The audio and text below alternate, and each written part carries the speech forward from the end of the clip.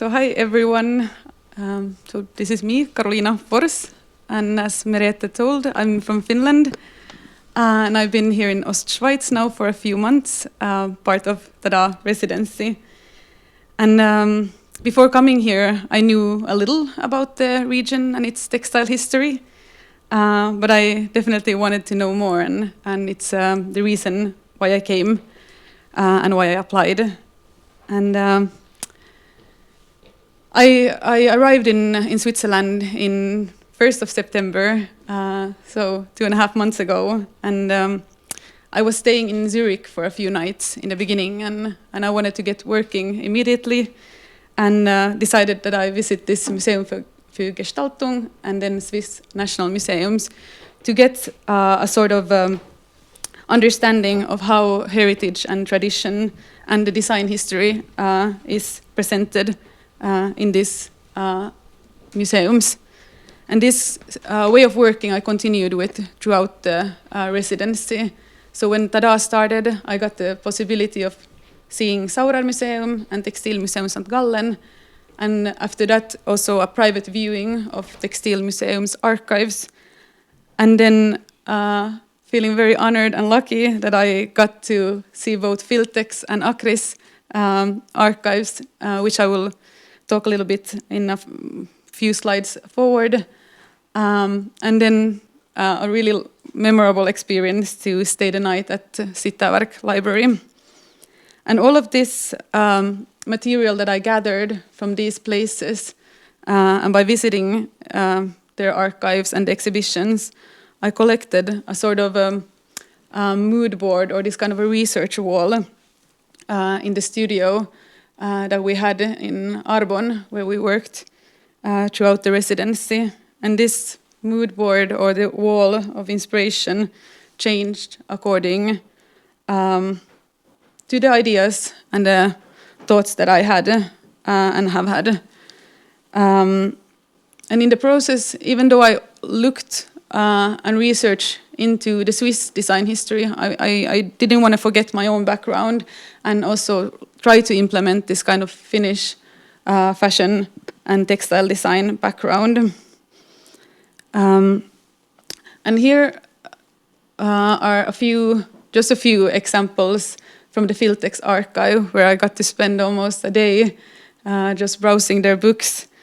And it's really an amazing collection, and it's a very interesting company with a really rich background. And this kind of techniques that they used, I try to implement in my own work. So different embroidery techniques, different prints. And then from here, in the third picture, I looked at the green, almost like this poisonous color, even though I don't know if the textile was ever green or if it's just like the background which is changing it.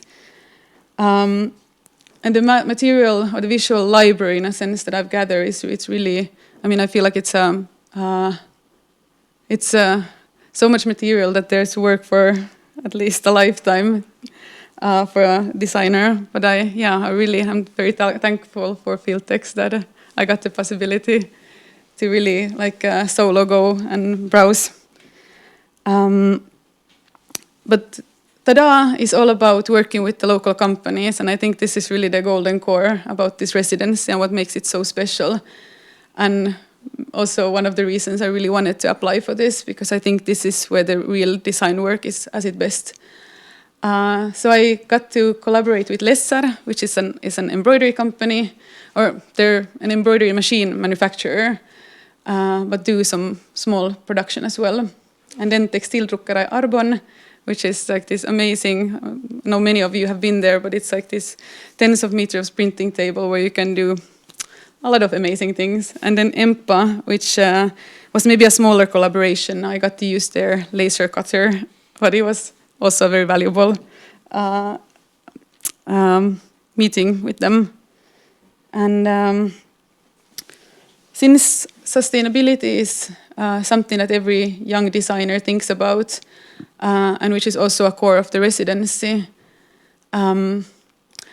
I was thinking, or for me it was important to somehow have it in my work, and how a natural way would be to use the leftover and dead stock material that these collaborative companies or collaboration companies or the companies that are in TaDA residency already have. And so I got a lot of textiles from Schöller, also from Filtex, and then yarns from Lessa, for example. And here I am at Lessa, looking at their yarns and their fabrics. And now coming to the results, I've used printing before in my own work, but it has always been with silk screens or then by painting or drawing. But here at the Textilruckerei, I got to try this airbrush technique. And let's see.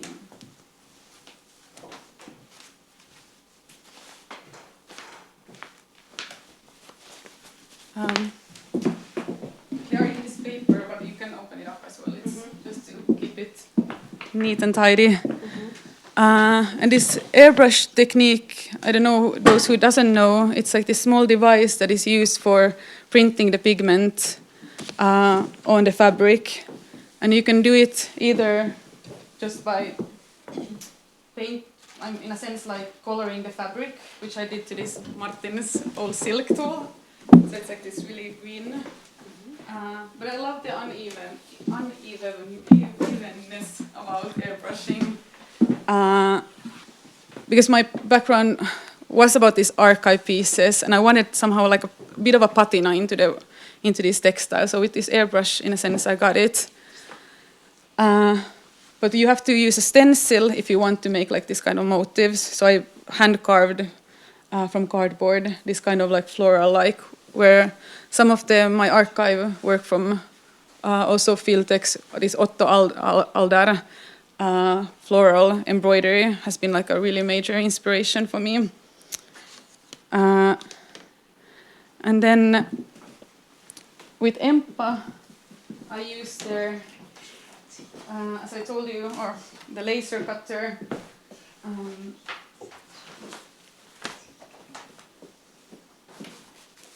It's a bit of a, let's see, this first view, because it's a mixture of like the laser cutter and then embroidery. And then here's, let's see, it's just a tiny sample, but it's laser cutter. And then just very small. Sorry, I forgot that there's a microphone.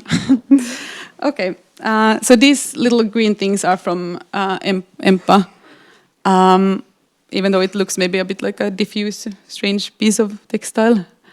And then the embroidery, which was for me like a completely novel new area of textile technique. Even though it was just a few days I got to work, I feel like it was a really educational process. And I worked very closely with Lukas Hatz, who is their technician, and he taught me so much about this whole technique, about the stitches, and about everything from how densely you're going to stitch it and to the outcome. And yeah, it's let's see if I can show you some of the samples.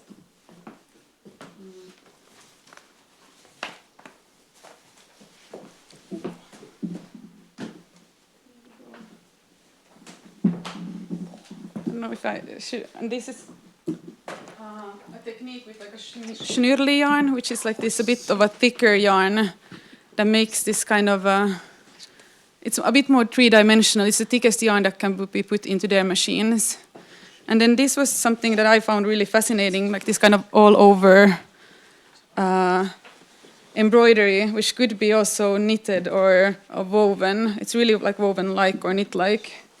And it's this similar schnürli yarn, and just a little tiny kind of like almost like a chain looking.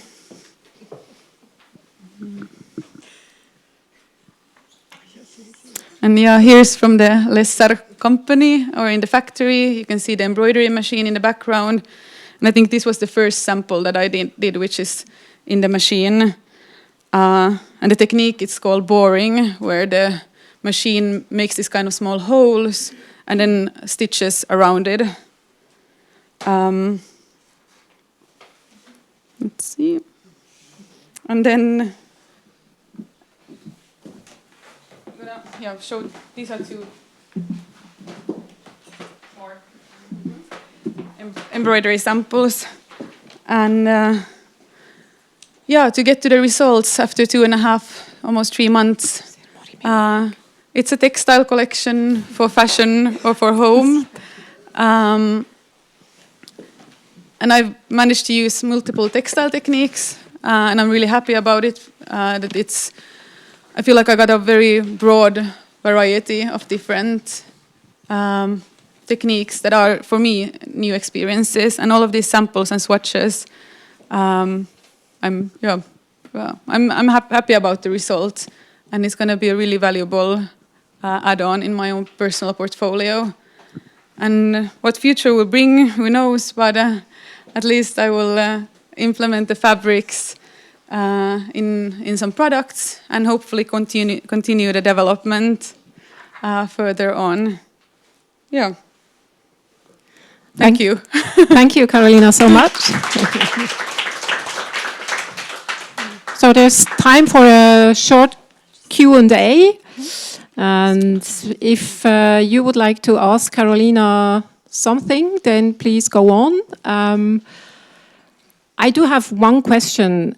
It looks like you were in a candy store somehow. I mean, all these samples you showed us and all these possibilities to work with companies. Will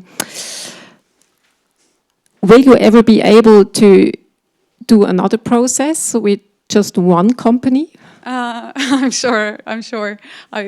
Yeah, definitely. But this was also, I really love the concept of this residency, because it is like a candy store in a sense. A candy store which is situated in a special region, and you also said that you're interested in cultural history or also the cultural differences. If you compare this region or this working in this region with other places, what are the most pertinent differences, you think? Well, for me, if I reflect where I'm coming from, I think this is such a rich environment. I mean, it feels, of course, a bit on a side place from friends who work in Paris or in London. But at the same time, I like that there's room for thinking and for exploring. And I really appreciated how the companies were very open and eager, and they feel like they're really enthusiastic about us. Okay, thank you so much. Thank you.